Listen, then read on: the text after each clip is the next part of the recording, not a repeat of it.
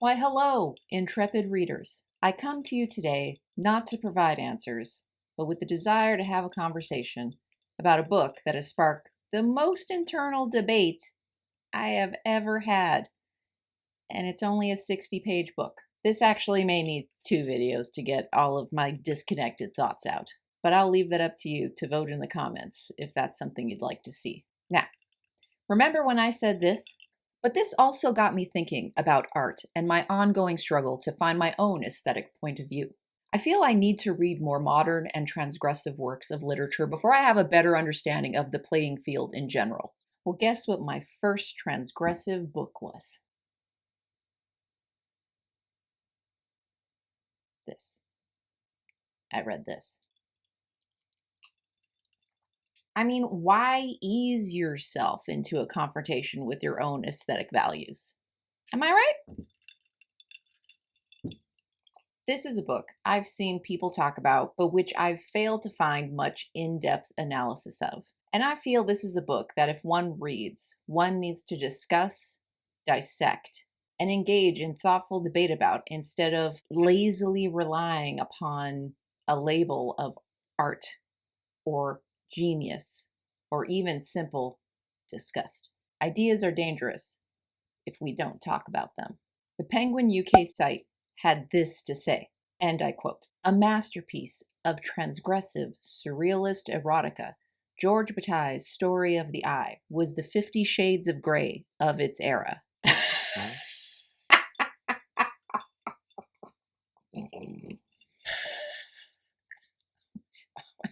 Has ChatGPT started writing for Penguin? Just a question. That's possibly the funniest and most irresponsible thing I've heard in a long time. For all those who may be confused, if you like 50 Shades of Grey, don't pick this book up. Don't do it. They're not even remotely alike. With that all said, boy, do we have some stuff to talk about. This is not going to be a voyage for everyone, so buckle up. It's going to be a long, perverse one. The innuendos are going to get me on this one.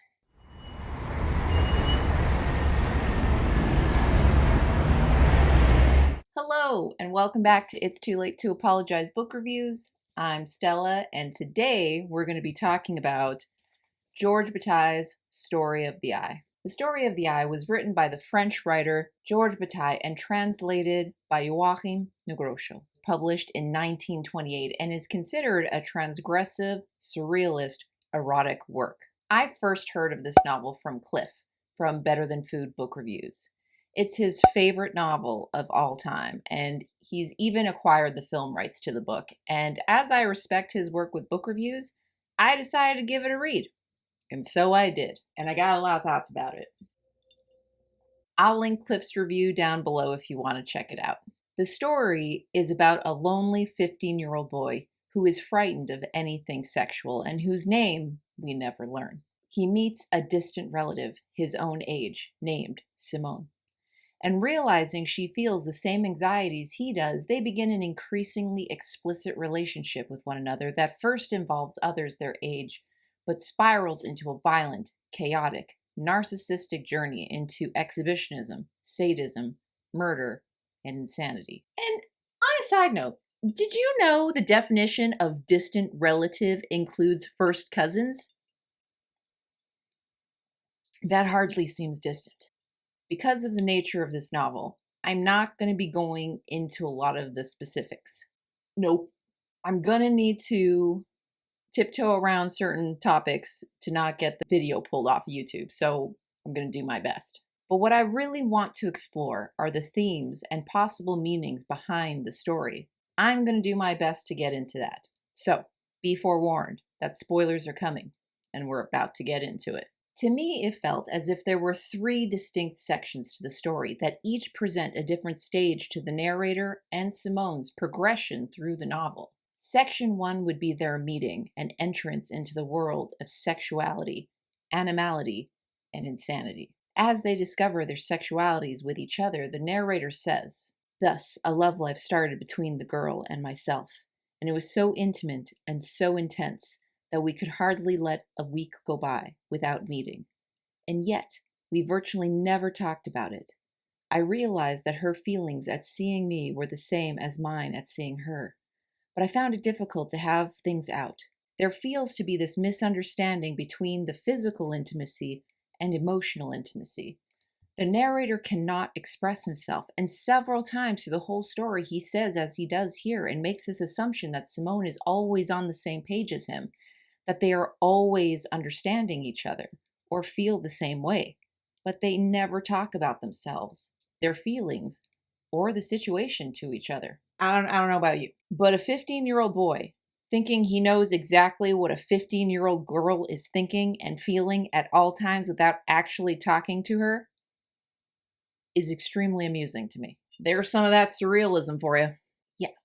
I mean, I've been with the same man for the last 25 years of my life, and we talk all the time, and I still couldn't say with confidence that I know what he's thinking about at any given time, nor would I assume to know so.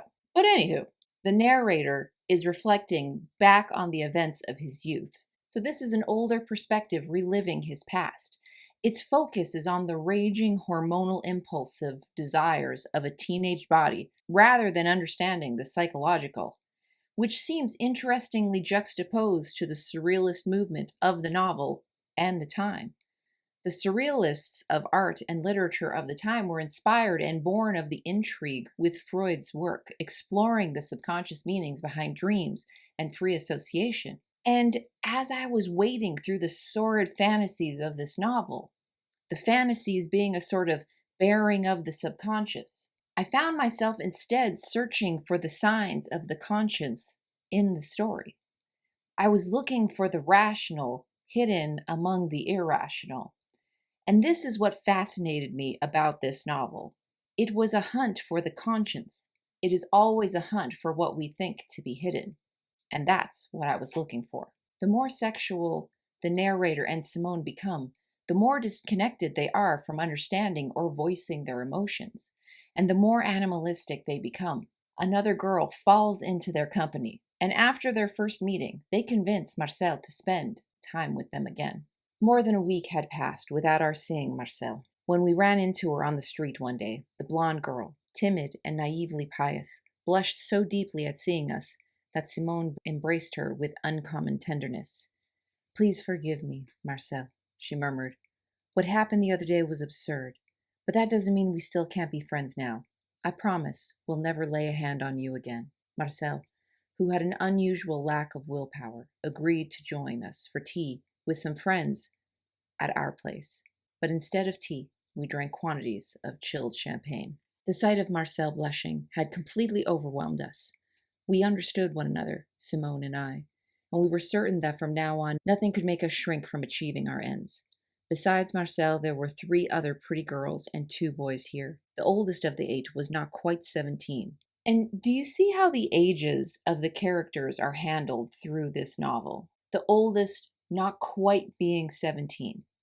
The narrator describes himself as almost 16, as if the characters are younger than he wants to admit. We're going to come back to that later. But the narrator mentions Marcel having this lack of willpower, but it feels like a manipulation. The reality is that Simone and the narrator are the ones with the weak willpower. They cannot stop themselves, and they have to promise Marcel that they will not touch her, and the visit will be in the perceived safety of the company of others, for her to spend time with them again. Simone and the narrator resort to plying them all with champagne to get them to surrender to their suggestions. The drinking is the beginning of the blurring of reality. All at once, to everyone's horror, Simone fell upon the floor. A convulsion shook her harder and harder. Her clothes were in disarray, her bottom stuck up in the air, as if she were having an epileptic fit. Here, Simone is said to be having what looks like an epileptic seizure. This is a loss of control of the body. But seizures have also been associated with religious experience of either the demonic or the divine. And it is after witnessing Simone losing control of herself that Marcel loses the conviction she maintained even after drinking the champagne. But I don't think it's a coincidence that Simone is the catalyst of this, for she is the instigator in all the moral transgressions in the novel, which I'll go over more later. Marcel is naive, but it also sounds as if the narrator is trying to place some blame on Marcel. In the first scene where she meets the two main characters, Marcel, coming upon seeing Simone and the narrator doing things, suddenly collapsed and huddled in the grass amid sobs. And then he says, "Only now did we tear loose from our extravagant embrace to hurl ourselves upon a self-abandoned body." Marcel is described as a self-abandoned body. The two main characters act as if she is some misplaced toy for them to play with. But Marcel also abandons herself to not just the hedonistic, but also the barbaric. And this is a sacrifice of sanity and humanity to become an animal. Marcel staggered wildly across the room with shrieks and snarls, looked at me again. She flinched back as though I were some hideous ghost in a nightmare, and she collapsed in a gerrymand of howls that grew more and more inhuman. Our friends themselves began howling and sobbing in a delirium of tearful screams. They sounded as if they had been set afire as live torches, and Simone exulted with me. And yet, what an atrocity!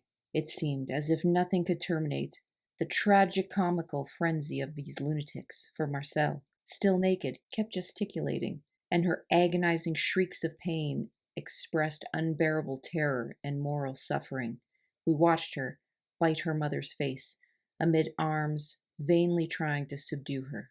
And amidst all that, somehow the parents of the others show up and the narrator escapes without being physically harmed by a single protective dad. Some more surrealism for you. It's after this incident that the narrator must leave his family and home because his proclivities have become public. He feels he must avoid the, quote, wrath of his awful father, the epitome of a senile Catholic general. And it's interesting that his father is described as showing the feebleness of old age when the narrator is showing the polar opposite extreme, that of the puerile, hedonic slacker. But we never see these imposing figures of civilization, just as we never see the very violent things the narrator does. He steals his father's money, his gun, and while he is by himself, he has a crisis of purpose. I walked along the seashore most of the night, but without getting very far from the town because of all the windings of the coast. I was merely trying to soothe a violent agitation, a strange spectral delirium in which, willy-nilly, phantasms of Simone and Marcel took shape with gruesome expressions. Little by little, I even thought I might kill myself. And, taking the revolver in my hand, I managed to lose any sense of the words like hope or despair. But in my weariness, I realized that my life had to have some meaning all the same, and would have one if only certain events, defined as desirable, were to occur. I finally accepted being so extraordinarily haunted by the names Simone and Marcel, since it was no use laughing.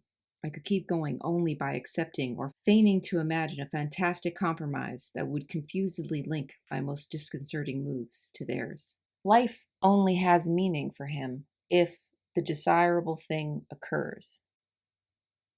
So he comes to realize he must make a fantastic compromise and link himself to the girls. It makes me wonder what this grand compromise is. He goes to see Simone, but he cannot find his pleasure with her, even in the presence of his fantasy girl, and the possible attainment of bodily desire. He cannot find relief, happiness, or purpose. Instead, he is overcome with emotions he doesn't understand and weeps for a long time. Simone playfully nudges him, and the gun accidentally goes off and shocks them both. This confrontation with his mortality is the thing that shakes him back to some sense, and it is then that he experiences some emotional intimacy and comfort with Simone. It is the shock of reality that brings him out of his despondency. Marcel is taken to a sanatorium because she cannot return to herself after the incident. She's lost the ability to understand or perceive reality. But here is the really interesting part to think about. It is after the second incident that Marcel loses touch with reality. But in the second incident, Marcel is not touched before she succumbs. She only watches as opposed to the first incident. She watches and even asks to leave and becomes angry and agitated, but she doesn't leave. And this seems like a sin of omission. She fails to do what she knows she ought to do, and what was within her power to do, leave. And then she sees Simone's seizure, and it's over. She loses herself to the hedonic. In the past, seizures had been perceived as a way saints would commune with the divine, but for others resulted in exorcisms. But to me, this sin of omission by Marcel and the way the narrator words his interactions with Simone is Bataille insinuating that there is something even more dangerous about witnessing such acts than being physically involved in them. It is always after seeing Simone that the narrator does something profane. And many times it is stated that the narrator saw one thing or another, reading between the lines here. But this is unnecessary when the story is delivered in first-person perspective. Anything described is assumed to be witnessed by the narrator. There is no need to say that he saw it. We assume he does when it's in first-person perspective. But the consistent stating of what the narrator sees and then the hedonism that follows it is connected, especially when we ponder the obsession with sight and eyes throughout the novel. Marcel is taken to a sanatorium, and the narrator and Simone find out where she is and go to her. None of the other kids their age interest them because it seems they only want what they can't have, and that is Marcel. The whole scene where they go looking for the sanatorium, the two of them become increasingly disassociated from reality and beast-like, as it's mentioned repeatedly that they flee or run away like animals. And in the presence of the sanatorium, a place dedicated to restoring sanity, both Simone and the narrator become so disoriented inside it, they remove their clothes and lose their bearings. I was still extremely agitated. We had 10 more kilometers to go, and in the state we were in, we obviously had to reach the town by dawn. I could barely keep upright and despaired forever reaching the end of this ride through the impossible. We had abandoned the real world, the one made up solely of dressed people, and the time elapsed since then was already so remote as to seem almost beyond reach.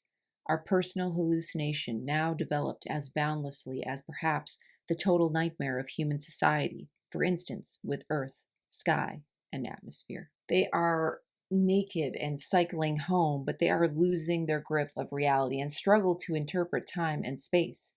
And this scene where they are rushing to get home before first light reminded me of Cinderella in a way, rushing home before midnight because the magic or delusion will disappear and reality will turn. But, instead of leaving a glass slipper, they just leave all their clothes behind.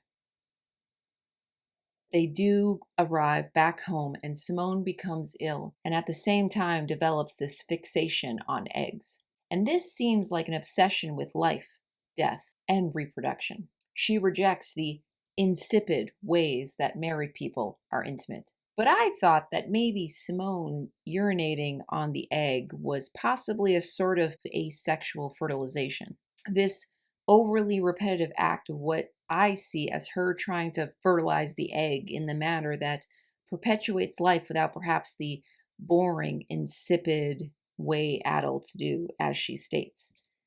She, I think, is trying to conceptualize another way of living life. She's perhaps coming to grips with the cycle of life. Sex leads to life, which leads to death. But the egg is also sustenance. And this feels like a metaphor for their sort of dog-eat-dog obsession with what is to become their sadistic, self-centered gratification. The egg represents life and death and the cycle that sex and violence perpetuate. But that cycle becomes sustenance for another, both food and pleasure. This pair who avoid talking about their obsessions with each other because I see this as another avoidance of reality. But at first, I didn't know whether Simone was even a real person or just a product of the narrator's erotic subconscious imagination. I mean, I've never known a woman to want to piss on something so much. I mean, I understand we're dealing with some very niche sexual fantasies here, so normal isn't really the question, but it strikes me as a very male preoccupation, doesn't it? I mean, if you've ever had to clean a men's public washroom before, you'll know what I'm talking about. Just stick a wad of gum on the drain and the aim improves dramatically. Just saying that hitting a target like that isn't really a female preoccupation at all. But while writing this review, I've come to see Simone as perhaps not as just a product of his imagination, but I think she's the succubus, as it's always because of her, by witnessing her, that the narrator does the impulsive things that he does do. It is always because of Simone's lead or suggestions. So are the narrator's thoughts his own, or are they only because of Simone? So they go back and break Marcel out of the sanatorium and realize her dissociation with reality, but they still take her with them. And it's a tragedy when Marcel hangs herself. But I wonder if she actually saved herself from some worse fate, as we later see Simone and the narrator become more violent, and the narrator had already envisioned her dead. But she also perhaps saved herself from going down the same road the narrator is. Marcel's suicide is explained by the narrator by telling us it was because she thought that a cardinal, a priest of the guillotine, had locked her in the wardrobe. The narrator remembers Marcel had seen him wearing a red Jacobin liberty hat and was covered with blood from the deep cuts in a girl he had violently sexually forced. You understand what I'm implying here, right? And it's here that one realizes how depraved the narrator is becoming, and even he is horrified by his own compulsiveness. But that horror feeds his need. Thus, in her terror, Marcel confused a cardinal, a priest of the guillotine, with the blood-smeared executioner wearing a liberty cap, a bizarre overlapping of piety and abomination, for priests explain the confusion which, for me, had remained attached both to my hard reality and the horror continually aroused by the compulsiveness of my actions. But I wonder, why a cardinal? Why not just a priest? Why does Marcel think he's a cardinal? Now, cardinals wear red, which the Jacobin hat was red, so maybe there's some association there. But there is something very distinct about the position of cardinal for the Roman Catholic Church. The cardinals are responsible for electing the Pope, the leader of the Catholic Church. Interesting. We'll come back to that later. Marcel thinks that the cardinal will punish her. She sees the narrator as an executioner. But the Jacobin hat was considered a symbol of freedom and was awarded during the days of the Roman Republic on the day a slave gained their freedom. The hat has become associated with revolutionaries during the time of the French Revolution and during a bloody period of history known as the Reign of Terror, where tens of thousands of people were executed in the name of liberty and freedom. But the Jacobins and other revolutionaries acted in contradiction of their own principles and reasoning that began the revolution in the first place. The freedom they took became a bloodbath. Oh, the irony. Marcel may have lost her grip on reality, but she was seeing the narrator clearly, in my opinion, when she sees him covered in a girl's blood because he's cut her and forced her. The narrator omits this forcing while he is describing the original scene. As a reader, one assumes the vomiting girl is simply drunk, but this paints it all very differently. This is his notion of freedom, the violent forcing of himself upon others. He does as he wants, and it is through inflicting violence, discomfort, and shock on others that he derives his own personal enjoyment and purpose for his life. This form of gratification will only spiral into increasing levels of perversity or violence, because what was once gratifying and novel becomes boring and old, and his enjoyment hinges on the inverse relationship others experience. It is a self-centered philosophy that relies upon the distress of others for his pleasure, which increasingly dulls his thrill. He's a psychopath. And we see this with both main characters, as I see Simone as a representation of the succubus, or devil. After Marcel dies, the narrator and Simone finally consummate their relationship beside her corpse. He says that Marcel and Simone become strangers to him, and he doesn't care for them at all. As for the fact that Simone dared to piss on the corpse, whether in boredom or, at worst, in irritation, it mainly goes to prove how impossible it was for us to understand what was happening, and of course, it is no more understandable today than it was then. Simone, being truly incapable of conceiving death, such as one normally considers it, was frightened and furious, but in no way awestruck. Marcel belonged to us so deeply in our isolation that we could not see her as just another corpse. Nothing about her death could be measured by a common standard, and the contradictory impulses overtaking us in this circumstance neutralized one another, leaving us blind and, as it were, very remote from anything we touched in the world, where gestures have no carrying power, like voices in a space that is absolutely soundless. He says it leaves them blind and remote from anything they touched. The pursuit of his pleasure becomes even more isolating than his life was before, and one can make the argument that any pursuit of one's interest can become isolating. The further anyone delves into their interests will narrow how many people they relate to. It is isolating in a sense, but one can still relate to others about many things because one does not see the world through only one interest or sense. The narrator and Simone, like Marcel, have lost their grip on reality, and the animality they embrace has the narrator mentioned several times, forcing himself on girls with such a casual, inconsequential tone throughout the novel. It's as if he's speaking of the weather. Actually, I've heard people speak of the weather with more emotion than he does. So there is something being said about watching, which is of course linked to the symbolism of the eye. The narrator is never the pioneer or initiator of the debauchery. He is always watching Simone initiate everything, and then he joins in. The act of voyeurism through the eyes is where the debasement begins. And interestingly, Simone is likened to a black cat, and Marcel sees Simone as a black wolf.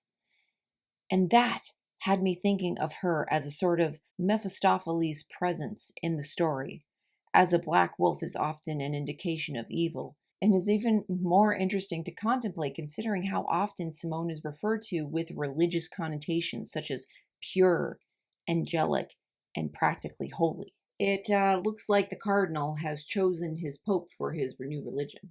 And Simone's irritation at Marcel's corpse and her open eyes bother her because the eyes are no longer giving her the reaction she wants with Marcel as it has with the narrator. She has no power over Marcel in death. But the succubus is also known to visit men in their dreams, and this overlaps with the surrealist themes of the novel and understanding the unconscious. In folklore, the succubus often takes the form of an attractive young girl whose, let's call them nether regions, drip with urine and other fluids. Look, Wikipedia said it, not me, okay? And in Arabian mythology, a spirit similar to the succubus is said to be visible by people with extrasensory perception in the form of a cat or dog. The succubus is also related to the character of Lilith in the Kabbalah, who was Adam's first wife, the OG she-demon, which may connect to the next section of the story. So this is a close of section 1. Sexuality, animality, and insanity. Check, check, and check. Sorry that part took so long, but it was about 70% of the book. However, does that mean that 70% of the eventual catastrophe can be pinned on all of our initial, seemingly innocuous dabblings into our fantasies? I'll let you decide. I need more ice. This is going to be a long video.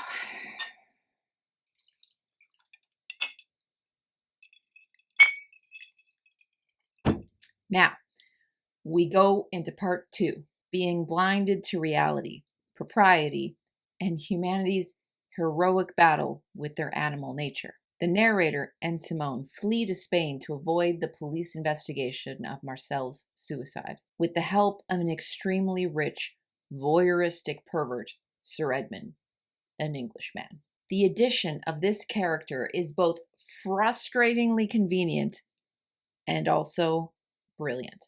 I'll get to that later. Simone becomes more detached, and as if she's living in some other world. The blindness mentioned at the end of the last section shows up perfectly here in that she can no longer see reality. She is doped up with hedonistic pleasure that has desensitized her, and she is continually chasing the dragon as it takes an increasing level of violence and perversity for her to feel anything. Eyesight is the strongest, most dominant sense we have, and it is the primary way we experience the world. But once these characters dedicate themselves to the sexual sensation of their world, they lose sight of reality and the world, and now become obsessed with the eyes of others, which are a portal to the lust and the root of the succubus, Simone's power over people. This section of the book revolves around a bullfight and the toreador Granero. On May 7th, 1922, the toreadores La Rosa, Lalanda, and Granero were to fight in the arena of Madrid. The last two were renowned as the best matadores in Spain, and Granero was generally considered superior to Lalanda. He had only just turned 20, yet he was already extremely popular, being handsome, tall, and still of childlike simplicity. Simone had been deeply interested in his story, and exceptionally had shown genuine pleasure when Sir Edmund announced that the celebrated bull killer had agreed to dine with us the evening of the fight. Granero stood out from the rest of the matadors because there was nothing of the butcher about him. He looked more like a very manly Prince Charming, with a perfectly elegant figure. And again, there's the thing with the age here. Granero is described as just turning 20. So, this wanting to always insinuate they're older than they are. I mean, he's 20, but he's only just turned 20.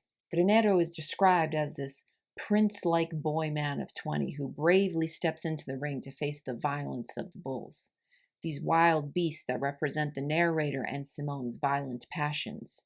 And if the egg represented life and death and the cycle that sex and violence perpetuate, becoming the sustenance for another, both food and pleasure, in this section the bullfight becomes that representation. Granero defeats the first bull, the most violent of the two he will face, with brio, with spirit. A bright red cloth and a brilliant sword before the dying bull, whose hide steams with sweat and blood, complete the metamorphosis, bringing out the most captivating feature of the game. One must also bear in mind the typically torrid Spanish sky, which never has the color or harshness one imagines. It is just perfectly sunny with a dazzling but mellow sheen, hot, turbid, at times even unreal, with the combined intensities of light and heat, suggests the freedom of the senses. The first bull, the one whose balls Simone looked forward to having served raw on a plate, was a kind of black monster, who shot out of the pen so quickly that despite all efforts and shouts, he disemboweled 3 horses in a row before an orderly fight could take place. One horse and rider were hurled aloft together, loudly crashing down behind the horns. But when Granero faced the bull, the combat was launched with brio. Proceeding amid the frenzied cheers, the young man sent the furious beast racing around him with his pink cape. Each time his body was lifted, a sort of spiraling jet. He just barely eluded a frightful impact in the end. The death of the solar monster was performed cleanly, with the beast blinded by the scrap of red cloth, the sword deep in the blood-smeared body. An incredible ovation resounded as the bull staggered to its knees, with the uncertainty of a drunkard, collapsed with his legs sticking up, and died. This is a great passage, and what really caught my attention was the beast blinded by the scrap of red cloth, reminding me of the white sheep snapping in the wind at the sanatorium with Marcel. The fixation on the cloth of both the bull and the narrator and Simone seem linked to one another, and a blindness to what is being concealed from them or from what they cannot see. Simone and the narrator are scared of this ghostly, otherworldly quality of the fabric in the wind, and I see a connection to Granero's pink cape. Are these a representation of their distractions from reality? On a side note, for anybody wondering, 2 different capes are used during a bullfight. One that is pink on one side and yellow on the back, and a muleta, which is a smaller red piece of fabric attached to a stick. Just for some clarity for those who are reading and wondering why the cloth is being called pink and then also red. Another interesting thing to consider, although it's not mentioned, is that a bullfighter's suit is called a traje de luces. Granero is wearing what translates to a suit of lights, and the sun is such a blinding element in this scene that one can see Granero as another source of light here. Just wanted to add that. Granero fights the blind beast of chaos, and the fight exhilarates Simone and the narrator. The first bull is butchered, and the peeled raw testicles are brought to Simone, as she has requested after hearing that they are traditionally roasted and are consumed by amateur toreadors.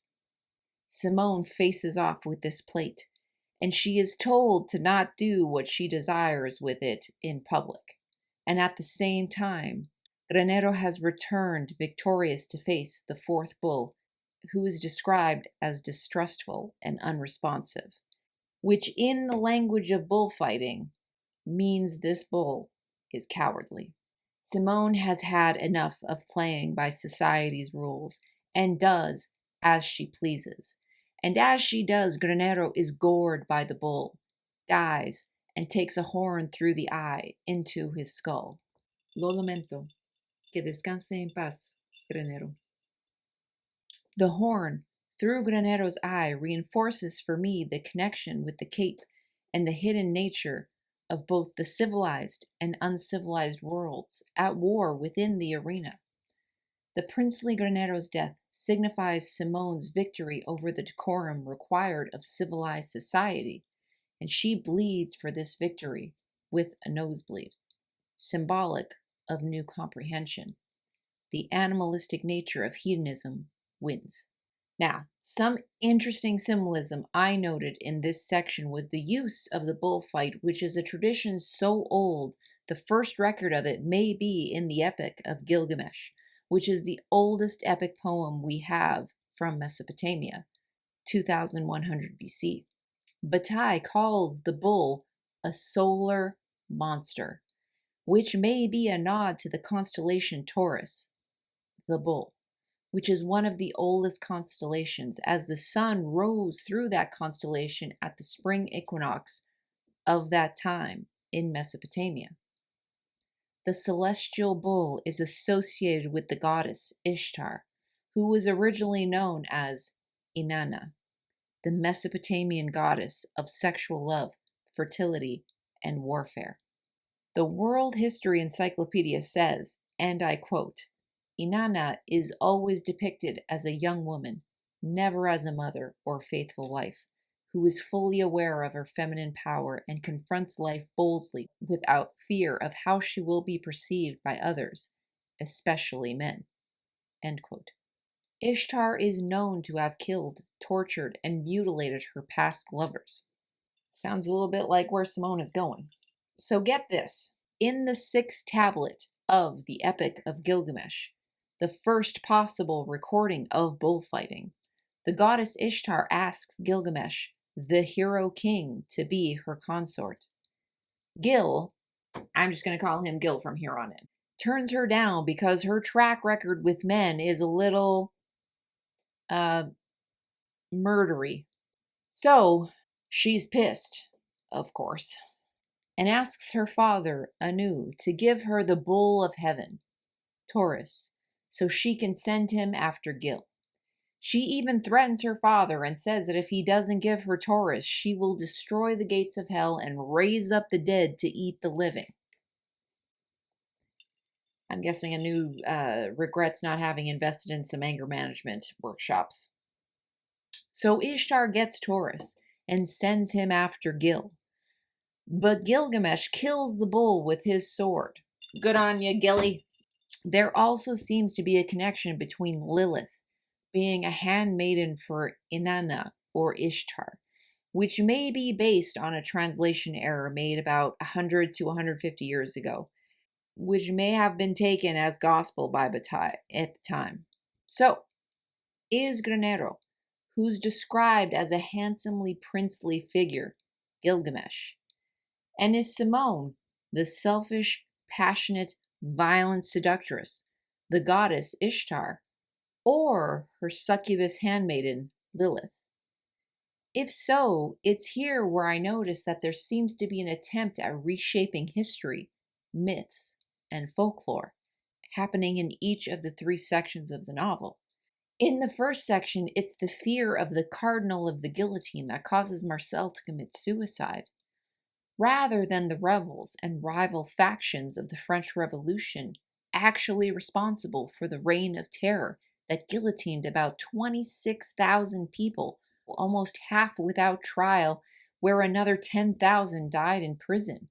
And in this section is the changing of the epic poem, where the spurned goddess kills the brave noble hero instead of failing.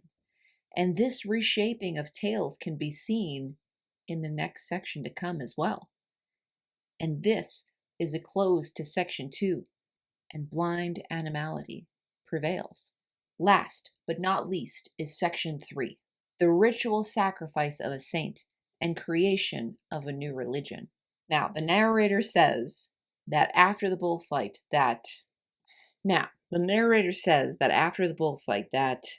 needless to say, everything was promptly back to normal, though with blinding obsession in the hour after Granero's death. Blinding obsession is normal now.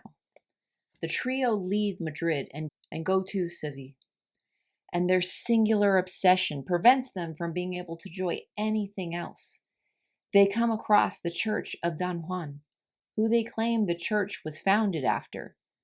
Don Juan, the famous womanizer that in this story is claimed to have repented and been buried under the steps of the church so people could walk over him when entering. Now, the origins of Don Juan are in Spanish folk legend, and there are some variations to the way the story ends, and we'll get into that a bit later. Inside the church, Simone finds a handsome priest, Don Aminado, who she seduces, and the last cloth symbol for obscuring reality is the priest's cassock. But Simone is no longer tricked by these illusions and doesn't even hesitate at the sight of the cloth, because of the nature of what the group does in that church, which is quite an act of defilement, even from a secular perspective. The priest is ready to die for his shame and become a martyr, so they kill him, and Simone asks Sir Edmund to remove one of his eyes for her. He does so, and in the third last paragraph of the novel, the narrator sees the eye represent the thing this whole story has been building towards. I'm going to have to skip over some parts so this video doesn't get taken down. Now I stood up while Simone lay on her side, and I found myself facing something I imagined I had been waiting for in the same way that a guillotine awaits for a neck to slice. I even felt as if my eyes were bulging from my head, erectile with horror. I saw the wan blue eye of Marcel, gazing at me through tears of urine, a disastrous sadness. This is the final destination of his journey, the eye showing us the only lens through which he will experience life, through a vulgar, unrestrained porta-potty of sexual transgression. But there is a catch, because it is also the horror of Marcel's eye that watches him, and she sees through the delusion. After the incident in the church, the trio dons some disguises, the two men dressing as priests, and Simone as a seminarist. And together they continue their exploits on the run in holy guise. The trio reverses Don Juan's repentance and reformation and instead continue his selfish, vapid journey of murder and devastation. And that is the end of the book, and of section 3. Their new religion has begun. This final section and its reference of Don Juan really brought a lot of the themes of the novel together for me. Now, I've never read Lord Byron's Don Juan, and I believe he died before he could finish the story. But if any of you see some connections, please let me know in the comments. I'm more familiar with the earliest written form of the Spanish folk legend called The Trickster of Seville and the Stone Guest, written by Tirso de Molina in 1630. In this rendition of the story, Don Juan is able to manipulate women with his quick-wittedness, but also with his ability to shapeshift. This ability to shapeshift likens him to the devil, as the devil is a shapeshifter also. And when Don Juan is asked by the women he seduces and tricks who he is, he says, "I am a man without a name." Yeah, the devil never likes to give his name either. You know who else didn't give his name? The narrator of this story. And he changes his shape a few times also. Marcel sees him as an executioner in the Jacobin hat, and at the end of the story he is disguised as a priest. Don Juan is also always promising to marry the women he tricks, and Marcel asks the narrator if they will get married as he's trying to break her out of the sanatorium. "Now we can get married, can't we?" she finally said, gradually won over. "It's very bad here. We suffer." At that point, I would never have dreamt for even an instant that I could do anything but devote the rest of my life to such an unreal apparition. She let me give her a long kiss on the forehead and her eyes, and when one of her hands happened to touch my leg, she looked at me wide-eyed before, withdrawing her hand, she ran it over my clothes, absent-mindedly. However, Simone and I realized that Marcel grasped absolutely nothing of what was going on, and she actually was incapable of telling one situation from another. Thus she smiled, imagining how aghast the director of the haunted castle would be to see her strolling around the garden with her husband. Also, she was scarcely aware of Simone's existence. Mirthfully, she at times mistook her for a wolf because of her black hair, her silence, and because Simone's head was docilely rubbing Marcel's thigh, like a dog nuzzling his master's leg. Notice how it says, gradually won over. Now, in regards to this, we rarely get to hear any of the narrator's dialogue to other characters. It's all left out. I can't recall the narrator speaking directly to another character in this novel other than Simone and possibly one line to Marcel. We can only assume things like we do in this last example, and the assumptions I have to make the story work paint an even darker picture of the events than what is portrayed. But the story of Don Juan does not originally end as Bataille shows in this story, which is his third change to, this time, folklore. In Molina's earlier tale, Don Juan does not repent for his dishonorable ways. While Don Juan is walking by a churchyard, he sees the tomb of Don Gonzalo, the father of a woman he had dishonored, who Don Juan killed when he came to his daughter's defense. Don Juan invites the statue of Don Gonzalo to dinner, in a mockery of the threats of vengeance the father foretold upon Don Juan that had not come to pass.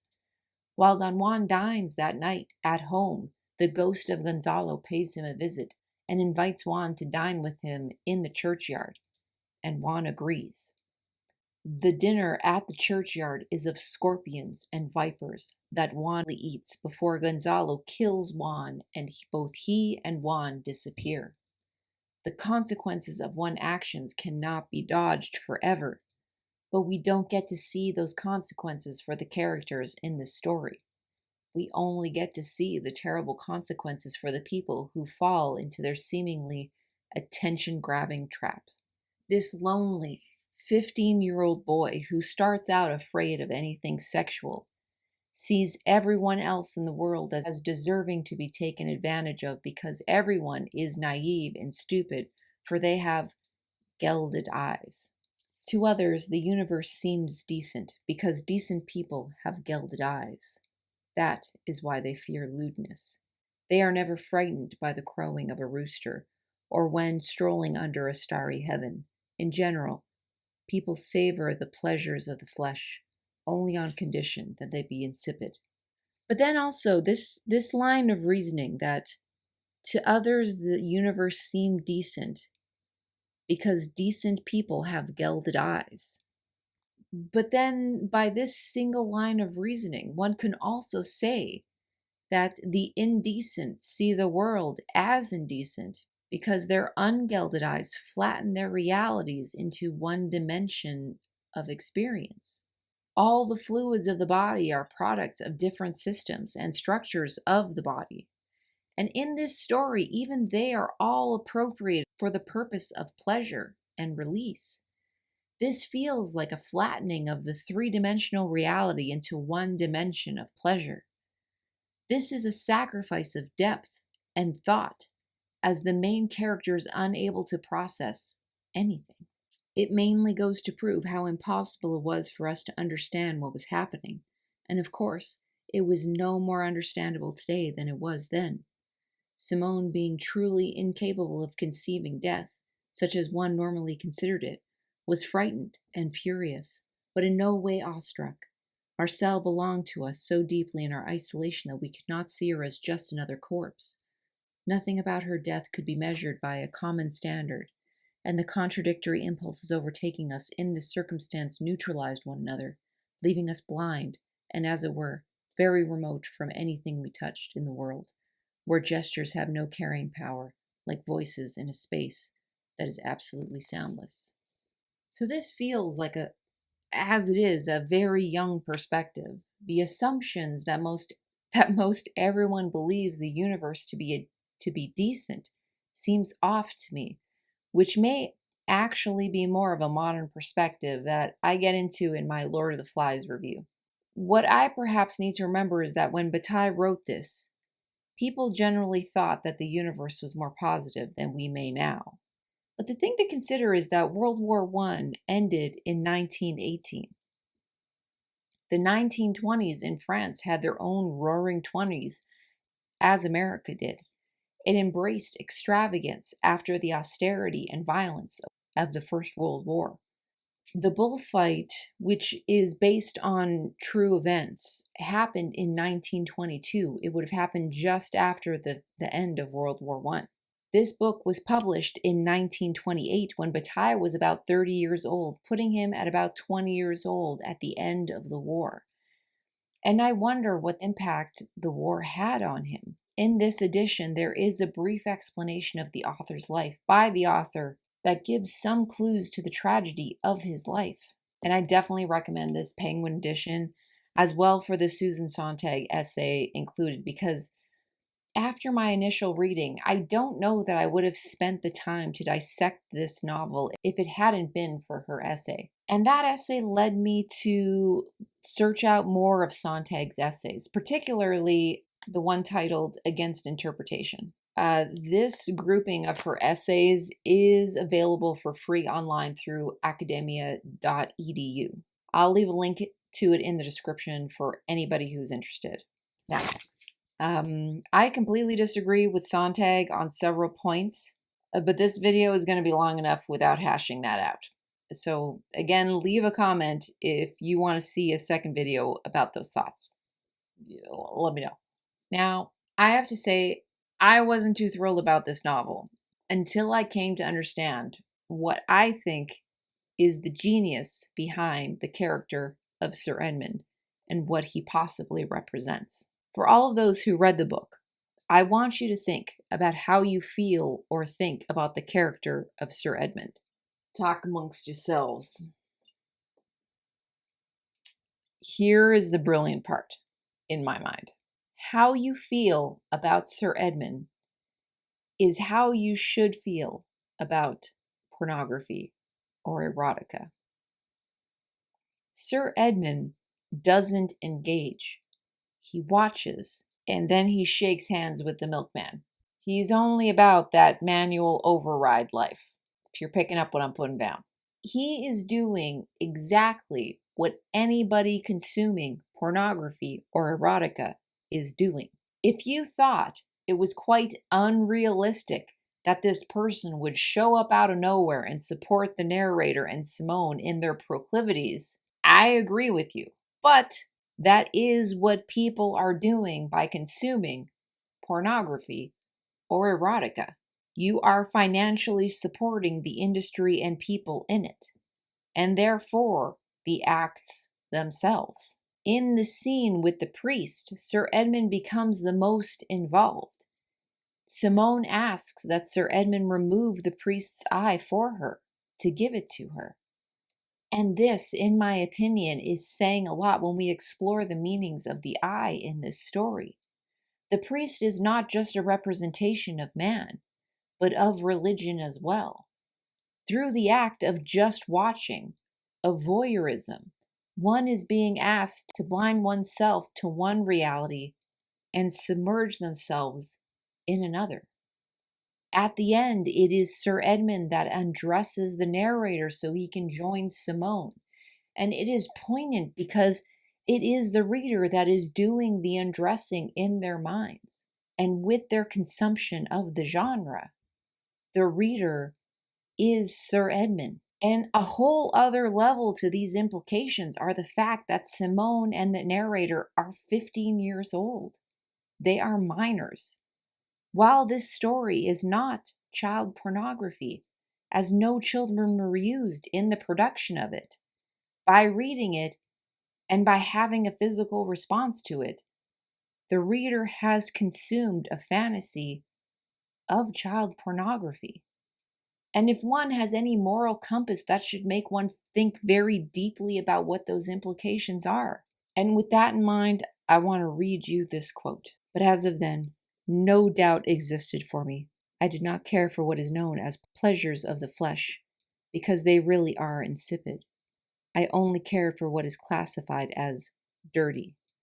On the other hand, I was not even satisfied with the usual debauchery, because the only thing it dirties is debauchery itself, while, in some way or other, anything sublime and perfectly pure is left intact by it. My kind of debauchery soils not only my body and my thoughts, but also anything I may conceive in its course. That is to say, the vast starry universe, which merely serves as a backdrop. I could not stop thinking about this quote as I read the novel when I finished it. I came back to that quote many times. He wants to soil the universe, and this novel does that. Mission accomplished. And this eye motif and the removing of the eye reminded me of a Bible verse. Matthew chapter 18, verse 9. If your eye causes you to stumble, pluck it out and throw it from you. It is better to enter life with one eye than to have two eyes and be cast into the fiery hell. Okay then.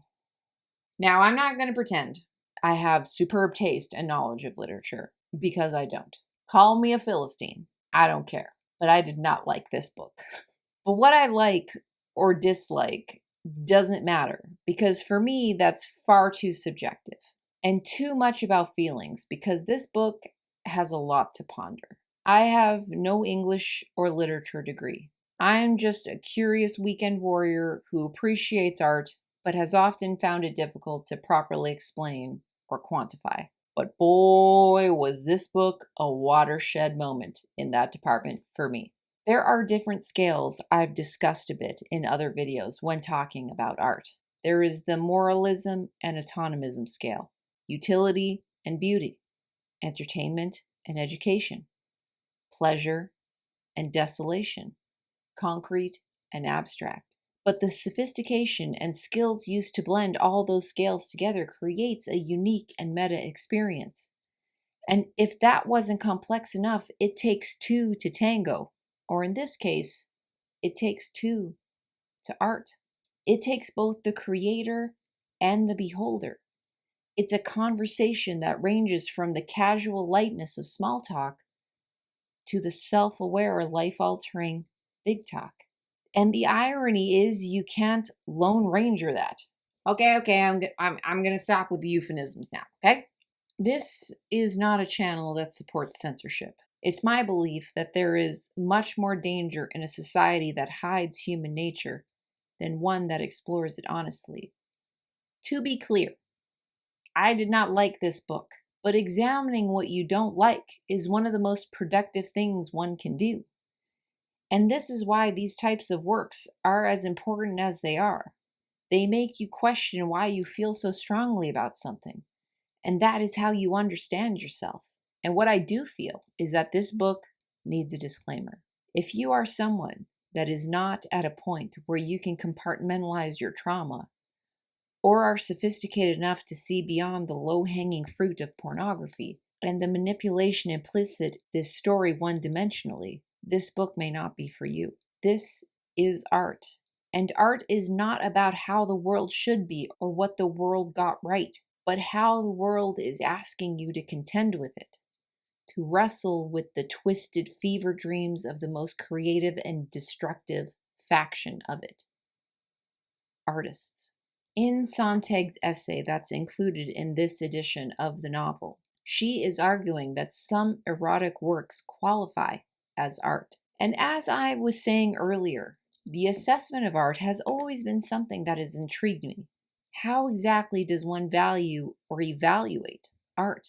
But more than anything, reading this book and Sontag's essay afterward had me confront the question of what are inherent standards of artistic excellence. How does the story of the eye pertain to them? And how does it rank among what could be perceived as a general canon of classic literature? This video is already long enough, and I haven't even touched on the possible mother complexes involved in this story.